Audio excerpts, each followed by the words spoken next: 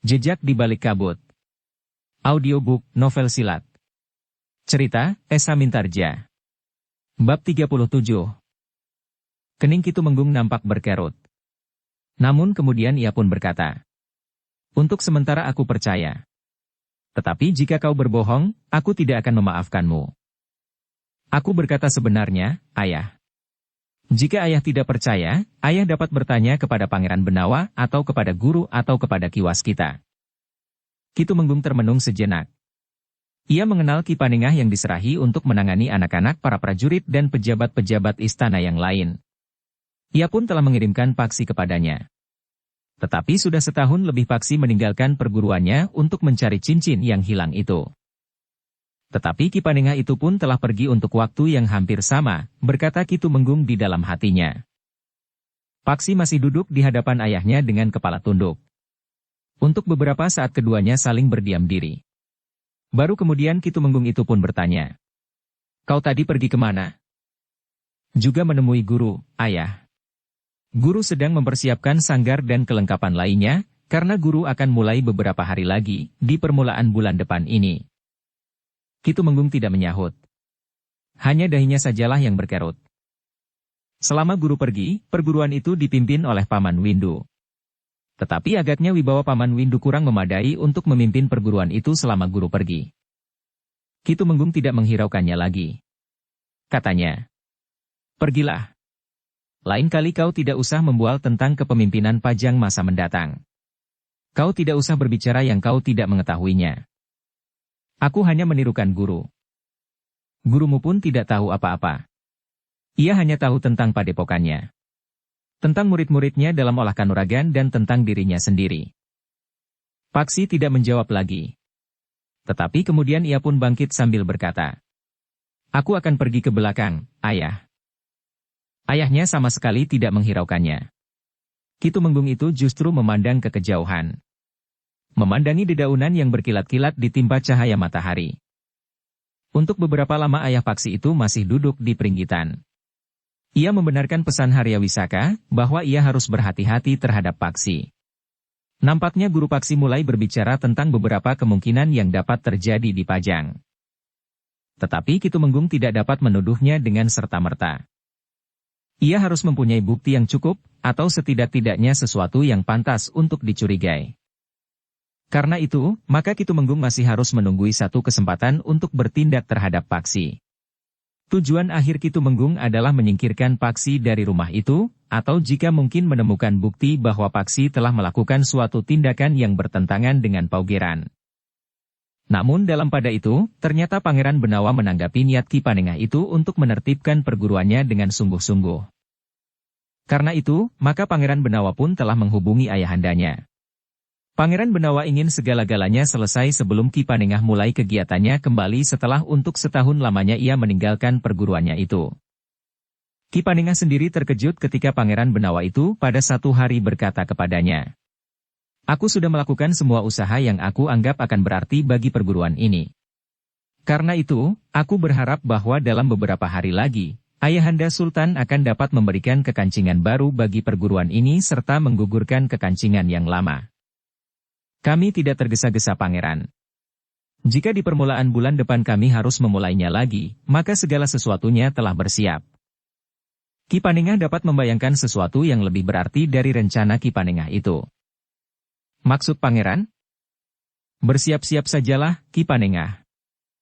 Ki Panengah tidak bertanya, apa rencana Kanjeng Sultan dengan perguruannya itu. Agaknya Pangeran Benawa masih ingin merahasiakannya. Paksilah yang terkejut ketika ia mengunjungi Pangeran Benawa di Kasatrian. Tiba-tiba saja Pangeran Benawa itu berkata, "Kebetulan kau datang, Paksi.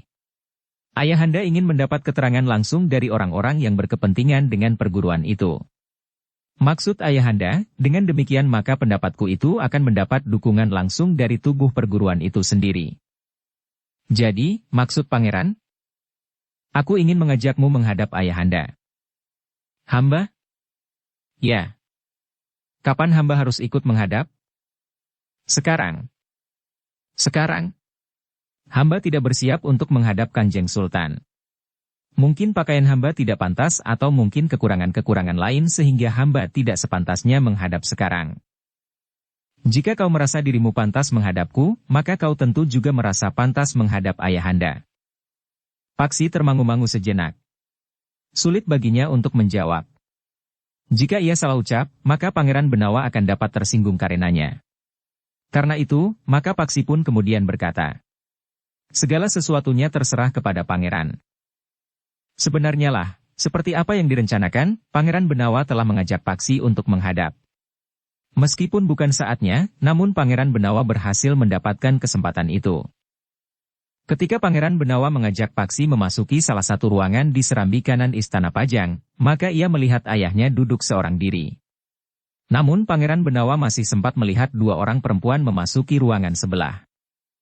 Pangeran Benawa menarik nafas dalam-dalam. Tetapi ia sudah terbiasa melihat perempuan-perempuan di sekitar ayahandanya. Ada apa, Benawa? Bertanya Kanjeng Sultan. Pangeran Benawa duduk bersila di hadapan ayahandanya, sementara Paksi duduk di belakangnya sambil menundukkan kepalanya. Hamba akan mengulangi permohonan hamba, ayahanda. Permohonan apa? Yang membuat makanan. Tentang perguruan itu. Terbang itu, Paksi? Oh, aku kira kau memerlukan seorang perempuan. Pangeran Benawa tidak menjawab. Tetapi giginya terkatup rapat-rapat. Bagaimana dengan perguruan itu? Hamba membawa Paksi menghadap. Siapakah Paksi itu? Anak muda yang pernah mendapatkan ganjaran dari ayahanda karena menolong hamba. Oh, iya. Aku ingat. Apa hubungannya anak itu dengan perguruan yang pernah kau sebut-sebut? Paksi adalah salah seorang murid dari perguruan itu. Kanjeng Sultan pun mengangguk-angguk.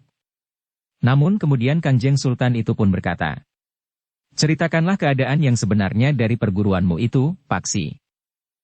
Jantung Paksi memang menjadi berdebar-debar. Tetapi setelah menyembah, maka ia pun menceritakan tentang perguruannya apa adanya. Jadi, apa yang diinginkan oleh Ki Panengah? Bertanya Kanjeng Sultan. Paksi memandang Pangeran Benawa sekilas. Namun Pangeran Benawa tanggap. Paksi ingin memastikan apa yang harus dikatakannya. Karena itu, maka Pangeran Benawa pun kemudian berkata, katakanlah apa yang sebenarnya diinginkan oleh gurumu. Paksi menarik nafas dalam-dalam. Setelah menyembah, maka Paksi pun berkata selanjutnya. Guru hamba ingin terjadi perubahan tatanan di perguruannya. Selama ini guru tidak mempunyai wewenang apa-apa untuk mengatur perguruannya. Bukankah itu wewenang seorang guru? Ia dapat menentukan apa yang terbaik bagi perguruannya. Namun Pangeran Benawalah yang kemudian berkata, ayahanda justru memberikan kekancingan yang justru mengikatnya. Aku, bertanya Kanjeng Sultan. Ayahanda memberikan kekancingan yang sangat membatasi kewenangannya. Tugas-tugasnya diatur oleh para perwira dan para petugas istana. Tidak mungkin. Seorang guru yang memimpin sebuah perguruan mempunyai wewenang sepenuhnya atas perguruannya itu. Ayahanda, berkata Pangeran Benawa. Hal itulah yang membuat perguruan Ki Panengah tidak pernah maju. Karena itu, Ki Panengah mohon agar kekancingan itu ditinjau kembali. Itu aneh sekali. Aku adalah pengembara di masa muda. Aku memasuki banyak sekali perguruan. Aku berguru kepada orang-orang berilmu tinggi di padepokan kecil sekalipun.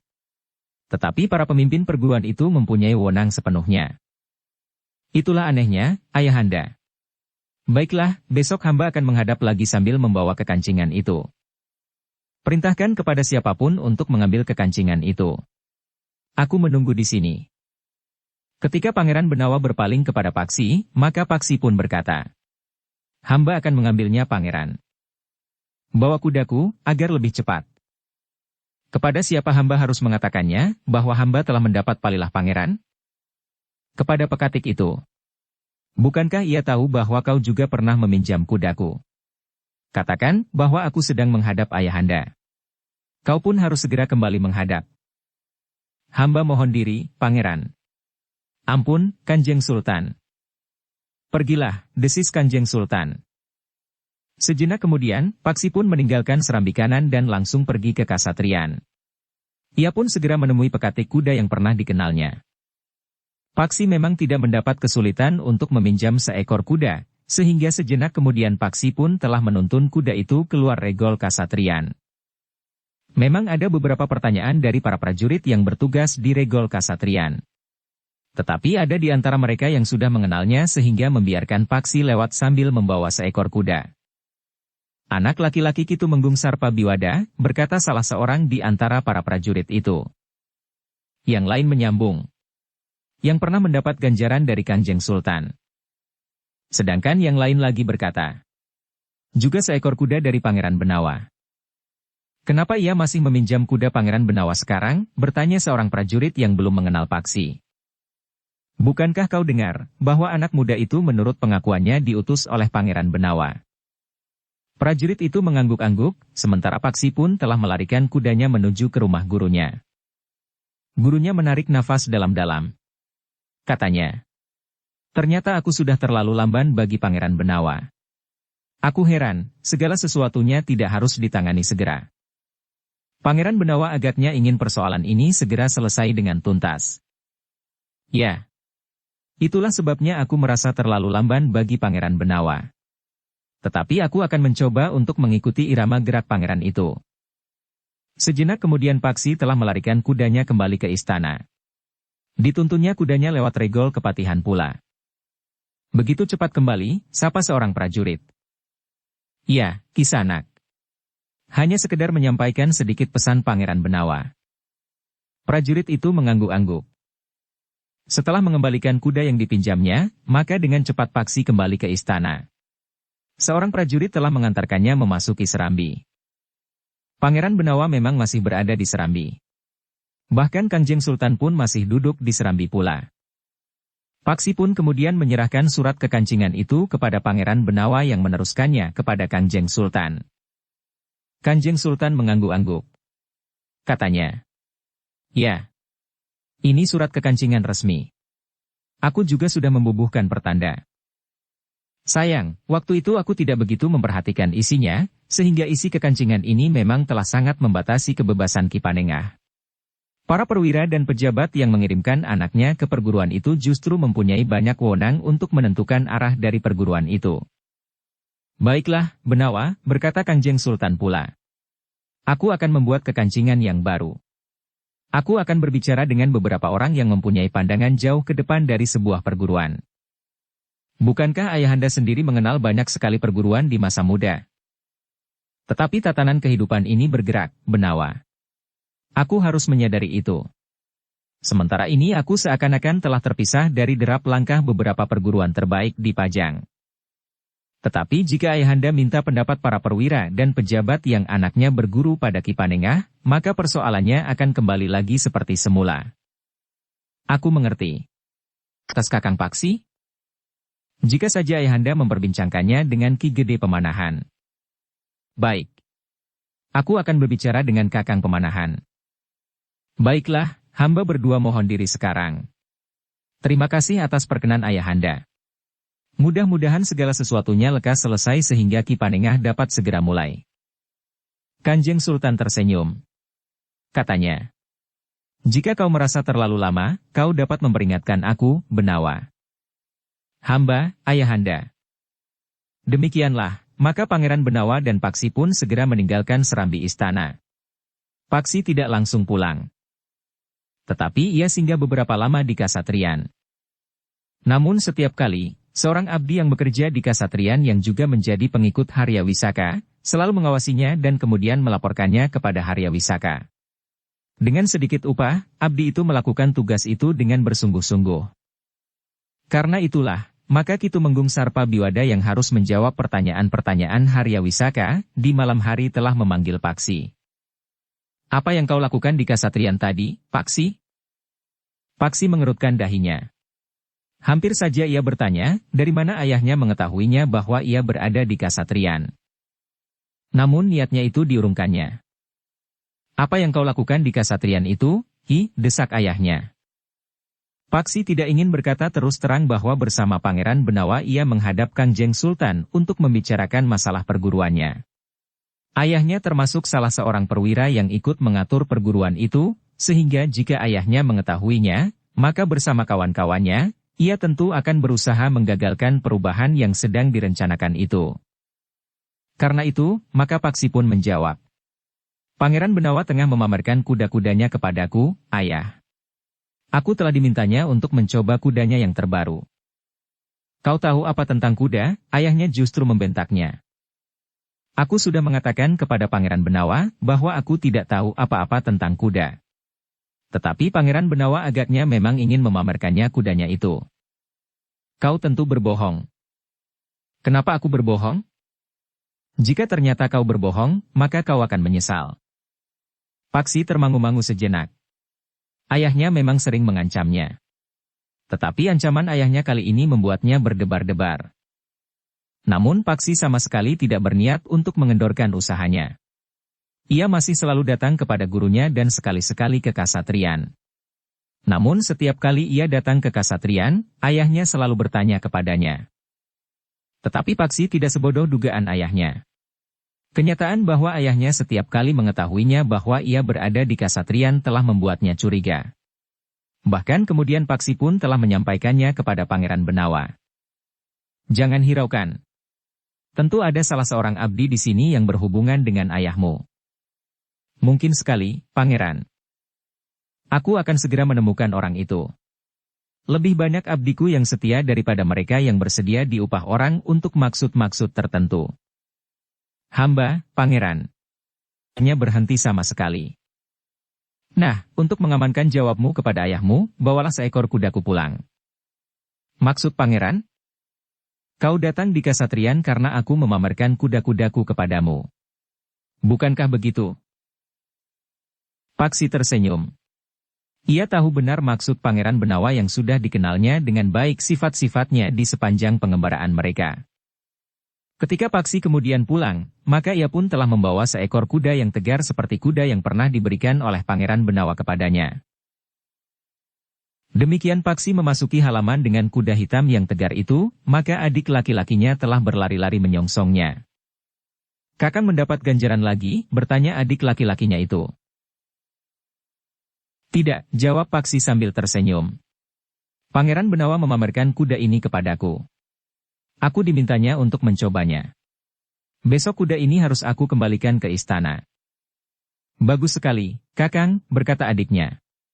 Jika ayah melihatnya, ayah tentu ingin memilikinya. Bukankah ayah sudah mempunyai beberapa ekor kuda? Tetapi kuda ayah tidak ada yang setegar kuda ini dan kuda Kakang yang Kakang terima dari Pangeran Benawa itu.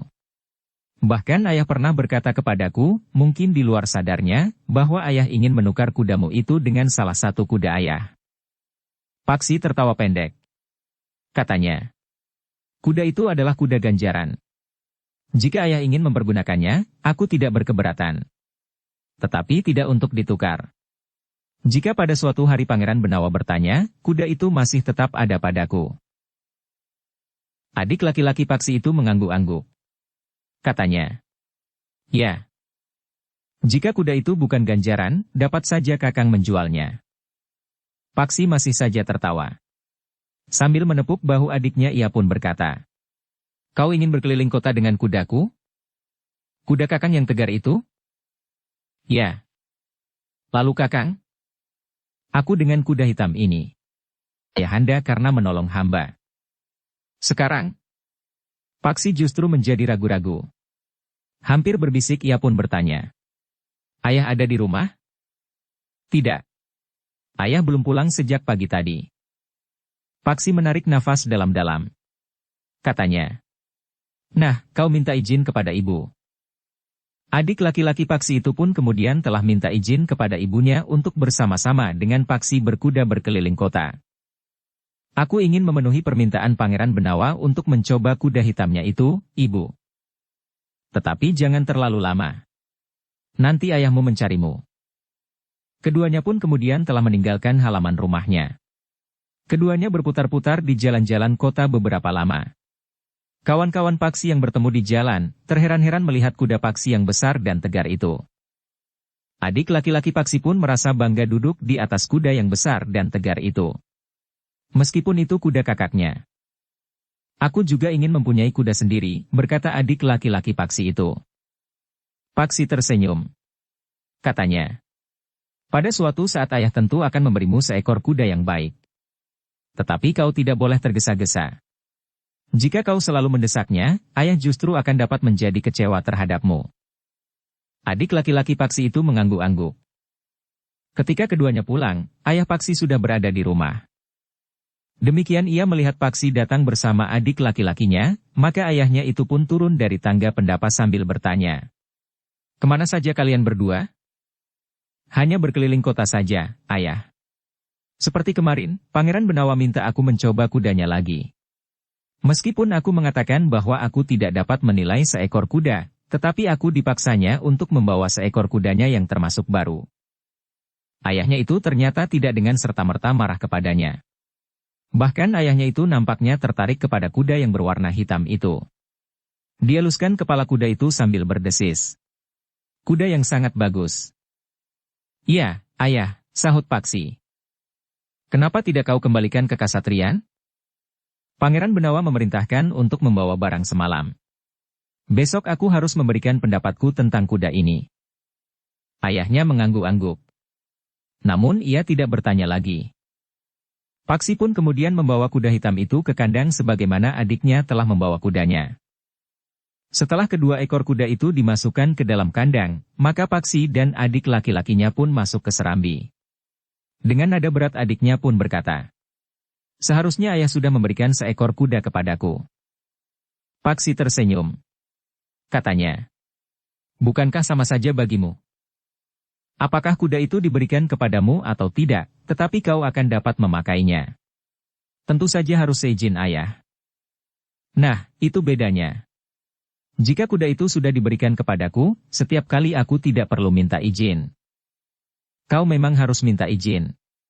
Meskipun kuda itu kudamu sendiri, kau juga harus minta izin. Setidak-tidaknya minta izin untuk pergi meninggalkan rumah. Adik laki-laki Paksi itu mengangguk-angguk. Namun ia pun kemudian berkata, tetapi bukankah aku tidak harus minta izin untuk naik kuda berputar-putar di halaman ini? Paksi tertawa. Katanya, halaman ini akan menjadi seperti di Dangir. Tanahnya akan menjadi tidak rata lagi karena kaki kudamu itu. Adik Paksi itu mengangguk-angguk. Katanya, ya, ayah tentu akan marah. Kecuali jika hanya sekali-sekali saja. Paksi tertawa berkepanjangan. Namun kemudian Paksi pun telah pergi ke biliknya. Dilepasnya bajunya, kemudian anak muda itu pergi ke pakiwan. Sudah menjadi kebiasaan Paksi untuk menimba air sendiri sebelum mandi. Kadang-kadang pembantu di rumah itu minta kepadanya untuk tidak usah menimba air sendiri. Tetapi Paksi selalu menjawab sambil tersenyum. Aku harus tetap sehat. Cara ini adalah salah satu cara yang paling mudah. Aku akan berkeringat. Jika hal ini aku lakukan setiap hari 2 kali, maka aku tidak akan mudah jatuh sakit. Keringatku akan selalu mengembun dan otot-ototku bergerak dengan beban yang tidak terlalu besar. Para pembantu di rumah itu tidak dapat memaksanya untuk berhenti menimba air. Justru karena Paksi melakukannya, maka adik laki-lakinya pun menirukannya. Ia ingin tubuhnya menjadi nampak kuat seperti tubuh Paksi. Tetapi Paksi masih belum memperkenalkan adiknya dengan sanggar olah kanuragan. Ia belum pernah mengajak adiknya ke perguruannya. Paksi tidak tahu apakah hal itu akan disetujui oleh ayahnya atau tidak. Jika Paksi mendahului ayahnya, maka ayahnya tentu akan menjadi marah kepadanya. Dalam pada itu, ketika Paksi pergi ke Kasatriyan di keesokan harinya untuk mengembalikan kuda hitam itu, maka Pangeran Benawa pun berkata, Paksi, aku sudah menemukan orang yang selalu mengawasi kehadiranmu di Kasatriyan ini. Siapa, Pangeran? Terapkan tatanan baru. Salah seorang juru taman yang selalu membersihkan dan membenahi pertamanan di depan Kasatriyan. Apakah Pangeran sudah berbicara dengan orang itu? Tidak. Kita biarkan saja orang itu mengawasimu. Kau harus tetap pada keteranganmu kepada ayahmu.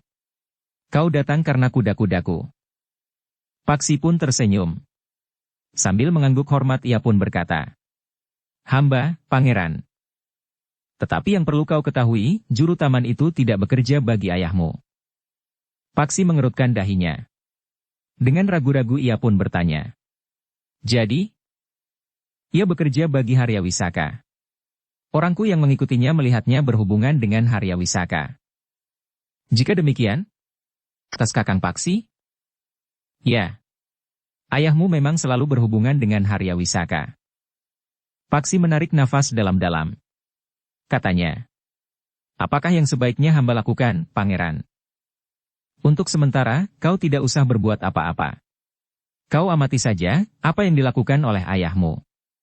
Tentu saja yang dapat kau ketahui, karena kau tentu tidak akan mungkin dapat mengikuti gerak-gerik ayahmu jika kau tidak ingin dipelintir lehermu.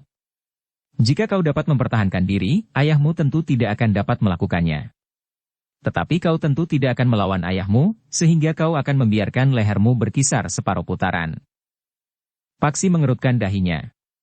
Tetapi ketika Pangeran Benawa tertawa, maka Paksi pun tertawa pula. Beberapa lama Paksi berbincang dengan Pangeran Benawa. Namun kemudian Paksi pun bertanya. Apakah Ki Waskita sudah tidak sering berada di Kasatriyan? Ki Waskita sekarang berada di rumah gurumu. Ia sedang membantu mempersiapkan beberapa hal yang perlu menanggapi perubahan-perubahan yang mungkin akan terjadi. Aku kemarin berada di rumah guru. Aku tidak melihat Ki Waskita. Mungkin Ki Waskita sedang bepergian. Kau tahu bahwa Ki Waskita tidak akan betah untuk tinggal di rumah saja. Mungkin ia melihat-lihat keadaan di luar pintu gerbang kota Pajang. Aku nanti juga akan pergi ke rumah guru. Mudah-mudahan Ki Waskita sudah pulang. Kau akan dapat berbicara dengan kedua orang gurumu itu. Sementara ayahanda sudah mempersiapkan surat kekancingan yang baru. Aku kira dalam 2-3 hari, surat kekancingan itu sudah siap. Agaknya ada orang lain mendengarnya kecuali Ki Gede Pemanahan. Syukurlah, Pangeran. Karena itu, surat kekancingan itu akan mengejutkan bagi beberapa orang, perubahan yang akan terjadi di perguruan itu akan mengandung arti yang sangat penting. Paksi mengangguk-angguk. Sementara Pangeran Benawa berkata selanjutnya. Perguruan itu akan benar-benar menjadi tempat untuk menempa anak-anak muda lahir dan batin. Tidak dikendalikan oleh orang-orang yang ingin memanjakan anak-anaknya. Tetapi yang penting, di perguruan itu akan dapat dipersiapkan anak-anak muda bagi masa depan Pajang menurut jalan yang lurus. Itulah yang tidak dikehendaki oleh beberapa orang yang dengan sengaja ingin memperlemah Pajang. Paksi mengangguk-angguk. Sementara Pangeran Benawa pun berkata selanjutnya. Paksi, kau adalah salah seorang anak muda yang dipersiapkan itu. Karena itu, kau harus mengetahuinya, bahwa perguruan itu dengan sengaja dikaburkan kepastian kedudukannya. Ada beberapa orang yang sengaja melihat kekaburan arah dari perguruan itu, sementara mereka mengundang guru yang lain untuk menempa anak-anak mereka. Maksud Pangeran? Mungkin karena kau sudah setahun lebih tidak berada di Pajang. Aku pun tidak mengetahui jika Kakang Mas Sutawijaya tidak memberitahukan kepadaku.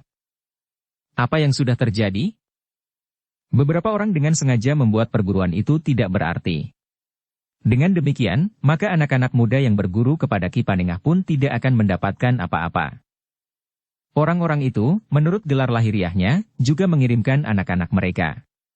Tetapi di samping berguru kepada Ki Panengah, mereka juga memanggil seorang guru yang lain, yang jalan pikirannya sejalan dengan mereka, mempersiapkan anak-anak mereka bagi masa depan Pajang sesuai dengan gagasan mereka. Pajang yang tentu saja lain dengan Pajang yang sekarang. Celakanya, ayahanda Kangjeng Sultan tidak segera tanggap akan persoalan itu meskipun beberapa orang yang setia kepada ayahanda sudah memberitahukannya. Paksi mengangguk-angguk, sementara Pangeran Benawa pun berkata selanjutnya. Aku pernah berkata kepadamu, Paksi, bahwa tidak baik seseorang menyatakan cacat keluarganya, kekurangan dan bahkan kejelekan orang tuanya. Tetapi karena hal ini menyangkut kepentingan yang lain bagi Pajang, maka aku tidak dapat menahan diri untuk tidak mengeluh. Tetapi bukankah belum terlambat untuk ditangani, Pangeran? Mudah-mudahan. Kakang Mas Sutawijaya juga mempunyai pendapat yang akan sangat berarti yang akan disalurkan lewat Ki Gede Pemanahan tentang perguruan Ki Panengah itu. Ki Gede Pemanahan percaya bahwa Ki Panengah akan dapat menuntun beberapa orang anak muda yang bersungguh-sungguh untuk menjadi orang yang kelak ikut memegang kendali tanah ini. Mudah-mudahan, Pangeran, desis Paksi. Nah, jika kau akan menemui gurumu, pergilah. Katakan kepada Ki Panengah bahwa dalam waktu dekat, perguruannya akan mendapatkan kedudukan yang lebih pasti dan tentu saja lebih baik dari sekarang. Hamba, Pangeran, sahut Paksi. Namun kemudian ia pun bertanya. Bagaimana dengan juru taman itu? Ia ada di depan. Jika kau melihat seorang yang membawa bumbung berisi air kian kemari sambil menyiram tanaman yang sudah basah, itulah orangnya. Bagaimana pangeran mula-mula mengetahuinya? Sudah aku katakan, bahwa juru tamanku lebih banyak yang setia daripada yang matanya tertutup oleh keping-keping uang. Paksi mengangguk-angguk. Ketika ia kemudian mohon diri dan meninggalkan kasatrian, maka Paksi justru mendekati juru taman itu. Pangeran Benawa menjadi berdebar-debar. Ia masih ingin membiarkan orang itu tetap berada di taman, justru untuk menjadi jembatan untuk mengamati Haryawisaka. Jika Paksi menyebut hubungan orang itu dengan Haryawisaka, maka jembatan itu akan terputus. Tetapi ternyata Paksi hanya berkata, "Paman, bukankah kau dapat mencangkok?" Orang itu menjadi gagap. Jantungnya sudah berdegup keras. Tetapi ketika Paksi bertanya tentang kemampuannya mencangkok, maka ia pun menarik nafas dalam-dalam. "Tentu, Raden. Aku dapat mencangkok pohon yang memang memungkinkan untuk dicangkok. Tolong, cangkokkan aku bunga ceplok piring itu. Aku ingin menanamnya di halaman rumahku." "Bukankah Raden Putra Kitumenggung Sarpabiwada?" "Ya. Menurut penglihatanku, di halaman rumah Kitumenggung sudah ada bunga ceplok piring." Paksi mengerutkan keningnya, sementara Pangeran Benawa tersenyum mendengar jawaban juru taman itu. Namun Paksi pun tangkas. Katanya, "Itu, Paman, yang bunganya merah muda kecil-kecil berkelompok." "Oh, itu kembang soka, Raden." "Paman, bukankah kau dapat mencangkok?" "Ya. Itulah yang aku maksud." "Jika itu yang Raden maksudkan, Raden tidak usah mencangkoknya. Aku akan mencongkel 1 atau 2 batangnya yang berakar. Raden tinggal menanam saja di halaman rumah Raden." Paksi tersenyum. Katanya, "Tolong, bawa 2-3 batang ke rumahku." Juru taman itu termangu-mangu sejenak. Tetapi Pangeran Benawa justru berkata, "Juru taman, bawa beberapa batang pohon kembang soka itu ke rumah Kitumenggung Sarpabiwada." "Sore nanti, Paman," berkata Paksi kemudian. Juru taman itu masih saja termangu-mangu. Tetapi ia tidak dapat membantah bahwa Pangeran Benawa sendiri pun telah memberikan perintah kepadanya. Demikianlah, Paksi pun meninggalkan kasatrian. Sekali ia masih berpaling, sementara Pangeran Benawa masih berdiri di tempatnya. Paksi memang langsung pergi ke rumah gurunya.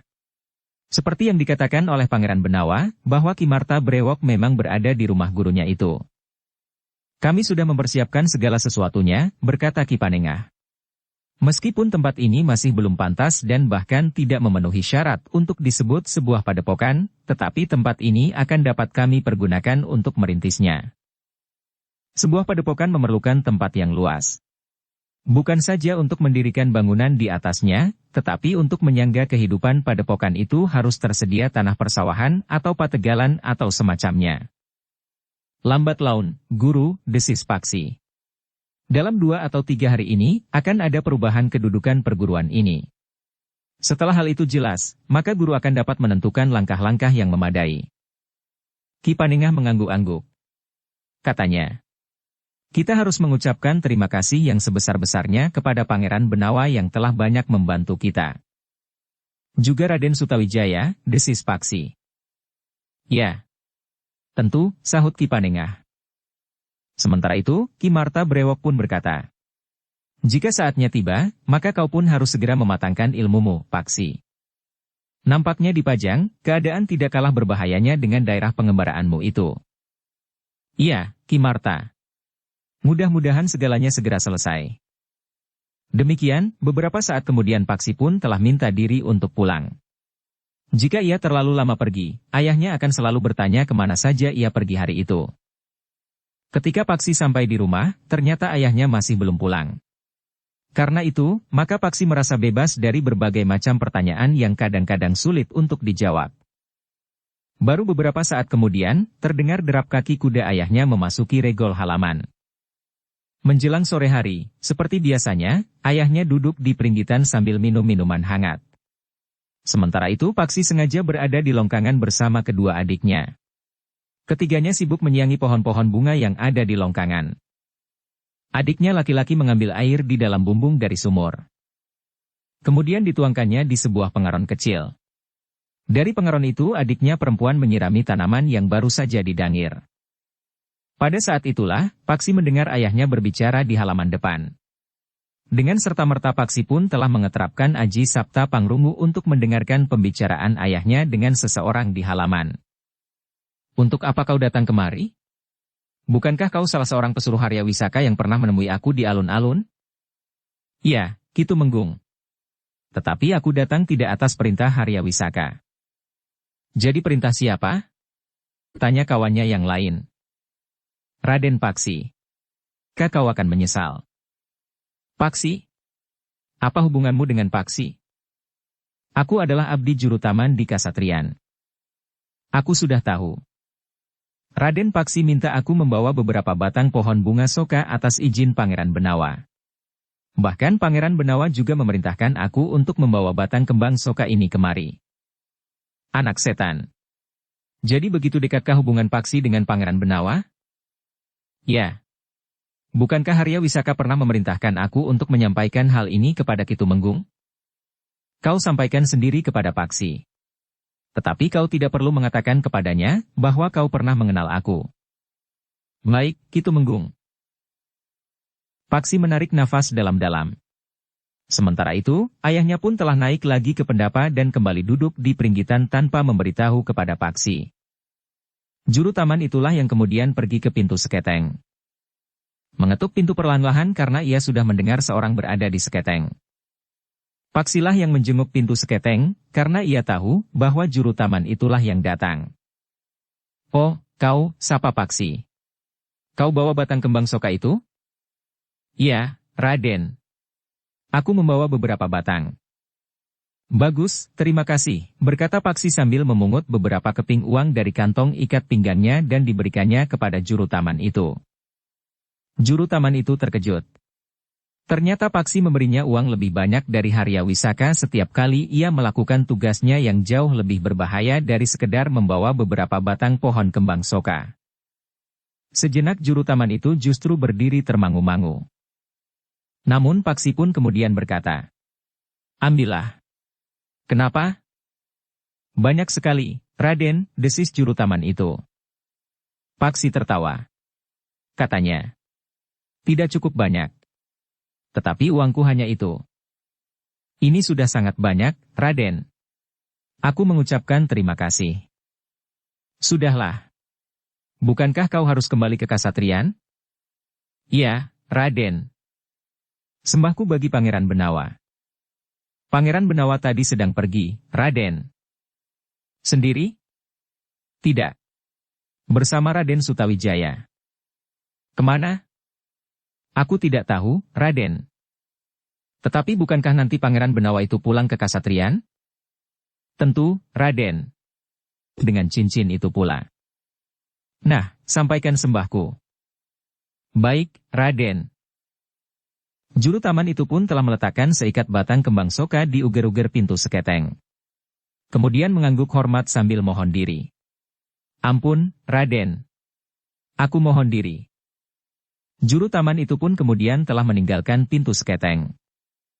Setelah mengambil seikat batang kembang soka, Paksi menutup pintu seketeng. Tetapi tidak terlalu rapat, sehingga dari sela-sela pintu ia melihat juru taman itu berhenti sejenak di halaman. Mengangguk hormat kepada ayahnya yang duduk di peringgitan, kemudian melangkah ke regol. Paksi pun kemudian benar-benar menutup pintu seketeng itu rapat-rapat. Dengan demikian, Paksi semakin yakin bahwa ayahnya memang termasuk salah seorang pengikut Arya Wisaka. Karena itu, seperti yang dikatakan oleh Pangeran Benawa, ia harus mengawasinya sejauh dapat dilakukannya. Tetapi apa yang dapat aku lakukan terhadap ayahku sendiri meskipun ayahku menjadi salah seorang pengikut Arya Wisaka, bertanya Paksi kepada diri sendiri. Namun di samping kegelisahan Paksi karena ayahnya adalah seorang pengikut Arya Wisaka, Paksi pun harus mencari jawab, kenapa ayahnya sangat membencinya, bahkan berusaha untuk menjauhkannya dari rumah, dari ibu dan dari adik-adiknya. Apakah sejak semula ayahnya sudah mengetahui bahwa akhirnya ia akan berhubungan dekat dengan Pangeran Benawa serta mempunyai sikap yang berseberangan dengan sikap ayahnya itu? Paksi menarik nafas dalam-dalam. Untuk sementara Paksi memang harus menyimpan pertanyaan-pertanyaan yang tidak terjawab itu di dalam hatinya. Bahkan Paksi sama sekali tidak dapat melihat hubungan antara dirinya dengan sikap ayahnya yang memilih berpihak kepada Harya Wisaka itu ketika dirinya harus pergi meninggalkan keluarga untuk mencari cincin bermata 3 itu. Di hari berikutnya, Paksi telah berada di rumah gurunya lagi. Seperti biasanya ia pun telah membantu membenahi sanggar serta kelengkapannya, sehingga jika surat kekancingan yang baru itu datang, maka segala sesuatunya akan segera dapat menapak. Di hari berikutnya lagi, ketika Paksi datang ke rumah gurunya, Ki Marta Brewok agaknya sudah menunggunya. "Paksi," berkata Ki Marta Brewok. "Aku baru saja datang dari Kasatrian." "Oh," Paksi mengangguk dalam-dalam. "Kau dan gurumu dipanggil oleh Pangeran Benawa." "Aku dan guru?" "Ya. Tetapi Pangeran Benawa berpesan agar kau pergi sendiri lebih dahulu ke Kasatrian." "Baiklah, Ki Marta. Aku akan pergi menghadap." Lalu kepada Ki Panengah, Paksi pun berkata, "Aku mendahului guru, sebagaimana perintah Pangeran Benawa. Pergilah. Nanti aku akan segera menyusul. Tentu ada yang penting, sehingga Pangeran Benawa telah memanggil kita untuk menghadap." Ketika Paksi sampai di Kasatrian, maka ditemuinya selain Pangeran Benawa juga Raden Sutawijaya. "Nah, Paksi. Surat kekancingan itu sudah siap. Kakang Mas Sutawijayalah yang telah menyusun surat kekancingan itu, sehingga kau harus yakin bahwa bunyinya akan sangat berarti bagi perguruanmu itu." "Hamba, Pangeran." Paksi pun mengangguk hormat. Hamba dan seluruh perguruan hanya dapat mengucapkan terima kasih kepada Pangeran Benawa, kepada Raden Sutawijaya dan tentu saja kepada Kangjeng Sultan Hadiwijaya di Pajang. "Satu lagi yang belum kau sebut." Paksi mengerutkan dahinya. Pangeran Benawa pun kemudian berdesis. "Ki Gede Pemanahan." "Oh, hamba mohon ampun akan ketidaktahuan hamba." "Ah, ayah tidak berbuat apa-apa," berkata Raden Sutawijaya. "Tentu Paman Pemanahanlah yang mampu menuntaskan persoalan ini, sehingga sangat berkenan di hati ayahanda. Bukankah sejak Adimas menyampaikan hal ini kepada ayahanda Sultan sudah sependapat? Karena itu, maka ayah tinggal menekankannya. Namun bagaimanapun juga, hamba harus mengucapkan terima kasih kepada semua pihak yang telah bermurah hati kepada perguruan hamba," berkata Paksi. "Sudahlah," berkata Raden Sutawijaya. "Ayahanda Sultan sudah menunggu. Kita sebaiknya segera menghadap. Kita masih menunggu Ki Panengah dan Ki Waskita." "Oh, aku kira Paksi akan mewakili perguruannya. Aku tadi minta kepada Ki Waskita untuk memanggil Paksi dan Ki Panengah. Tetapi sebaiknya Paksi tidak berjalan bersama Ki Panengah ke Kasatrian ini. Karena itu, aku minta Paksi datang lebih dahulu. Baru kemudian Ki Panengah bersama Ki Waskita akan menyusul." Raden Sutawijaya mengangguk-angguk sambil tersenyum. Katanya, "Dimas Pangeran Benawa cukup berhati-hati. Ada pengikut Harya Wisaka di taman. Maksudku, seorang juru taman yang mendapat tugas mengawasi Paksi." Raden Sutawijaya mengangguk-angguk. Katanya kemudian, "Apapun tanggapan Paman Harya Wisaka, jika surat kekancingan itu sudah berada di tangan Ki Panengah, ia tidak akan dapat berbuat apa-apa. Tetapi ia dapat berbuat apa-apa terhadap Paksi. Celakanya Harya Wisaka akan dapat mempergunakan tangan ayah Paksi sendiri." Raden Sutawijaya mengangguk-angguk. Memang lebih baik jika persoalan itu timbul setelah surat kekancingan itu benar-benar berada di tangan Ki Panengah. Apalagi jika Ki Panengah sudah mengambil langkah-langkah pelaksanaannya. Dalam pada itu, sebenarnya lah sesaat kemudian, Ki Waskita dan Ki Panengah pun telah datang di Kasatrian. Raden Sutawijaya dan Pangeran Benawa segera membawa mereka untuk menghadap ayahandanya. Keempat orang itu telah diterima oleh Kangjeng Sultan di serambi samping. Seperti yang dikatakan oleh Pangeran Benawa, Kanjeng Sultan pun langsung pada persoalannya menyatakan bahwa surat kekancingan yang baru sudah siap dan akan langsung diserahkan kepada Ki Panengah. "Hamba mengucapkan beribu terima kasih, Kanjeng Sultan. Aku minta maaf bahwa surat kekancingan yang dahulu sangat tidak adil bagi Ki Panengah. Waktu itu aku kurang teliti membaca bunyi surat kekancingan itu atau bahkan tidak membacanya sama sekali. Dan itu adalah satu kesalahan. Sekarang, aku cermati isinya. Apa yang tersurat dan apa pula maknanya. Apapun perintah Kanjeng Sultan, akan hamba terima dengan sebaik-baiknya. Demikian pula surat kekancingan yang terdahulu. Jika sekarang hamba akan menerima surat kekancingan yang baru, maka hamba hanya dapat mengucapkan terima kasih yang sebesar-besarnya. Kanjeng Sultan itu tersenyum. Namun ia pun masih bertanya. Apakah menurut Ki Panengah akan lebih mantap jika surat kekancingan ini aku serahkan dalam satu upacara di Paseban Agung? Ampun, Kanjeng Sultan. Hamba tidak berhak mohon seperti itu. Apa yang hamba terima ini sudah merupakan kemurahan hati Kanjeng Sultan, sehingga bagi hamba sudah jauh lebih dari cukup.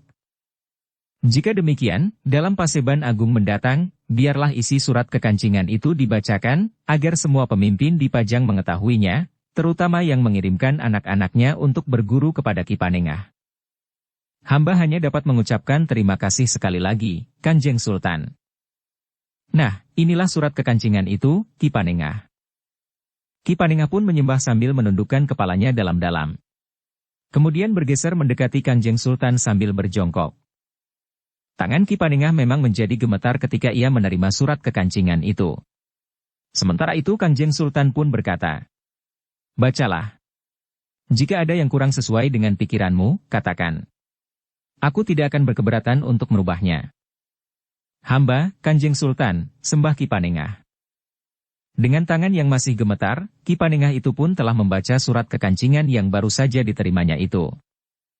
Paksi mengikuti perubahan wajah Ki Panengah dengan sungguh-sungguh. Mula-mula dilihatnya wajah itu berkerut. Kemudian sekilas nampak cahaya yang ceria di mata Ki Panengah. Namun wajah itu pun menjadi tegang dan bersungguh-sungguh. Begitu Ki Panengah selesai membaca, maka Kanjeng Sultan Hadiwijaya itu pun bertanya. "Bagaimana menurut pertimbanganmu, Ki Panengah?" Ki Panengah itu pun menyembah dengan taksimnya. Katanya, "Kemurahan hati Kanjeng Sultan melimpah di atas hamparan perguruan hamba itu. Bukankah sudah cukup?" "Jauh dari cukup, Kanjeng Sultan. Bahkan berlebihan. Bukan saja yang bersifat kewadegan, tetapi juga wewenang yang Kanjeng Sultan limpahkan kepada hamba." Kanjeng Sultan tersenyum. Katanya, "Ki Panengah, aku juga menginginkan anak-anak muda yang akan menggenggam masa depan itu mempunyai bekal yang cukup. Lahir dan batin. Karena itu, maka mereka harus ditempa dengan cara yang benar. Itulah sebabnya aku setuju dengan Ki Panengah, bahwa perguruan itu harus mendapat perlindungan, agar Ki Panengah mempunyai wewenang yang cukup untuk mengatur diri sendiri tanpa campur tangan orang lain, apalagi campur tangan banyak orang yang mempunyai kepentingan yang berbeda-beda. Hamba mohon doa restu, agar hamba dapat menjalankan tugas hamba dengan baik, sesuai dengan keinginan Kanjeng Sultan. Aku akan mengikuti perkembangan perguruanmu, Ki Panengah. Jika hamba melakukan kesalahan, atau arah perguruan yang tidak sesuai, hamba mohon Kanjeng Sultan atau seseorang yang ditunjuk memberikan peringatan kepada hamba. Kakang Pemanahan akan mendampingi Ki Panengah. Sementara itu, aku akan mengirimkan kedua anakku ke perguruan Ki Panengah." "Maksud Kanjeng Sultan?" "Benawa dan Sutawijaya akan menjadi murid perguruan Ki Panengah." Wajah Ki Panengah menjadi tegang. Katanya, "Bagaimana mungkin keduanya menjadi murid hamba? Menurut pendapat hamba, keduanya memiliki ilmu lebih tinggi dari hamba." "Tentu tidak, Ki Panengah." Kanjeng Sultan tertawa. "Lebih dari itu, biarlah keduanya menjadi tuntunan murid-muridmu yang lain. Setidak-tidaknya ada 3 orang panutan di perguruanmu. Benawa, Sutawijaya dan Paksi. Dengan demikian diharapkan murid-murid yang lain akan berusaha dengan sungguh-sungguh untuk mengikuti jejak ketiganya. Tetapi jika ketiganya justru menghambat perguruanmu, maka Kakang Pemanahanlah yang akan mengambil tindakan." Ki Panengah mengangguk dalam-dalam sambil menyembah. Ia tahu maksud Kanjeng Sultan. Ketiganya akan memancing anak-anak muda yang lain, yang berguru dengan bersungguh-sungguh, untuk memacu diri, agar mereka dapat menempatkan dirinya, setidak-tidaknya tidak terlalu jauh dari ketiga orang anak muda itu. Aku merasa gembira pula, bahwa Ki Waskita telah menyatakan kesediaannya pula untuk bekerja bersama Ki Panengah, membina perguruan itu. Dengan demikian aku yakin bahwa perguruan itu akan berkembang dengan baik. Lebih baik dari perkembangannya di masa sebelumnya, berkata Kanjeng Sultan selanjutnya. Hamba akan ikut berusaha, Kanjeng Sultan, sembah kiwas kita. Demikianlah, maka kekancingan yang diterima oleh Ki Panengah itu telah membuka lembaran baru bagi perguruan yang dipimpinnya. Di dalam kekancingan itu juga disebutkan bahwa Ki Panengah telah mendapat wewenang untuk membuka hutan Jabung menjadi sebuah padepokan beserta lingkungan pendukungnya. Ki Panengah dapat membuka sebidang tanah persawahan, pategalan dan padang rumput untuk membuka peternakan. Sebuah sungai kecil akan dapat mengairi sawah dan pategalannya. Bahkan dapat pula dibuat sebuah belumbang untuk memelihara ikan dan memelihara itik dan angsa. Namun Ki Panengah telah ditantang untuk bekerja keras. Yang mula-mula dilakukan oleh Ki Panengah adalah mengumpulkan kembali murid-muridnya yang kehilangan gairah setelah Ki Panengah meninggalkan padepokannya untuk waktu yang cukup lama. Sebenarnya lah para muridnya merasa segan untuk berkumpul dan berguru lagi. Mereka lebih senang mengisi waktu mereka dengan bermain, bergerombol hilir mudik, bahkan kadang-kadang tingkah laku mereka menimbulkan gangguan bagi banyak orang. Meskipun demikian, mereka datang pula ke rumah Ki Panengah untuk mengetahui, apakah ada perkembangan baru pada perguruannya yang sudah lama menjadi sepi. Ketika mereka memasuki halaman rumah Ki Panengah, mereka sama sekali tidak menunjukkan sikap seorang murid yang baik yang memasuki perguruannya. Mereka merasa diri mereka adalah anak-anak para pemimpin di Pajang, para perwira dan orang-orang yang berpengaruh. Karena itu, maka sebagian di antara mereka yang datang berkuda, tidak mau turun dari kudanya ketika kuda itu memasuki halaman rumah Ki Panengah. Namun keringat mereka segera membasahi pakaian ketika mereka melihat Pangeran Benawa dan Raden Sutawijaya duduk di atas sehelai tikar pandan yang dibentangkan di pendapa. Apakah benar Pangeran Benawa dan Raden Sutawijaya yang duduk di pendapa itu? Ya, jawab seorang kawannya yang juga menjadi sangat gelisah. Namun agaknya Pangeran Benawa dan Raden Sutawijaya tidak menghiraukan mereka. Keduanya duduk dengan tertib di hadapan Ki Panengah. Di belakang mereka, Paksi pun duduk dengan kepala tunduk dengan jantung yang berdebaran. Anak-anak muda murid perguruan Ki Panengah itu pun naik ke pendapa pula. Mereka pun kemudian duduk dengan tertib pula. Seorang di antara mereka berdiri di regol halaman memperingatkan kawan-kawan mereka yang baru datang, agar mereka memasuki regol dengan tertib. Bersambung ke bab 38. Dukung kami dengan subscribe, follow, like, komen dan share. Terima kasih.